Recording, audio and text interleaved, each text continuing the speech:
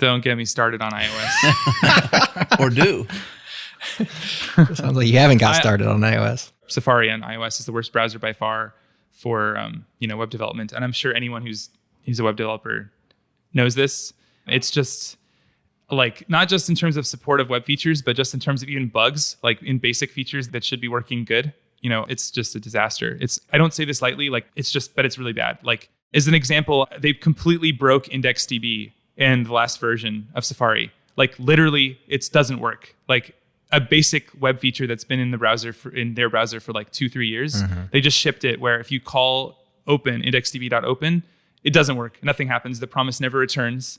And then the workaround is we figured out apparently they're doing some kind of lazy loading where the first time you mention IndexedDB in your app, it starts up a process, but it loses that first call that you make while that process is starting up. So anyway, the trick is you have to just say IndexedDB somewhere in your app, like at the top of the file. And then later on, when you say indexedb.open, then by that point, the process has started. And then that second call will work. It's like, what? And then they shipped that, right?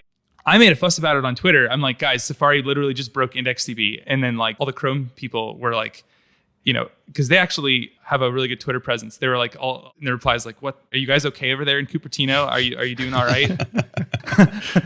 You'd think a test would catch this, like a basic test. Like, does it work? Anyway, so then they fixed it, right? But like, then you're like, when are you guys going to release this? And then they comment on the issue tracker. Apple does not comment on future releases.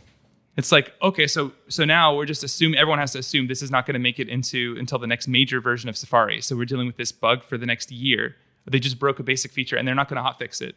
It's like actively, like if you had to imagine what could you do to sabotage the web, like it would not look very different than what Apple's doing. Yeah. Like say you support standards, right? But then actually subtly break them all the time, right? I mean, I'm not saying this was on purpose, but I'm just saying it's not that different in effect, in the effect it's having on the web than if they were trying to sabotage it. I know they're not trying to, but that's just the effect that it's having. I think when it comes to tabs, they are doing that in iOS 15. So. I'm running the not betas, even out yet. I'm feeling the pain. Yeah. No, don't run betas. I've heard, but I have not seen personally myself, the tab. I'm just hoping it's fixed by the time the thing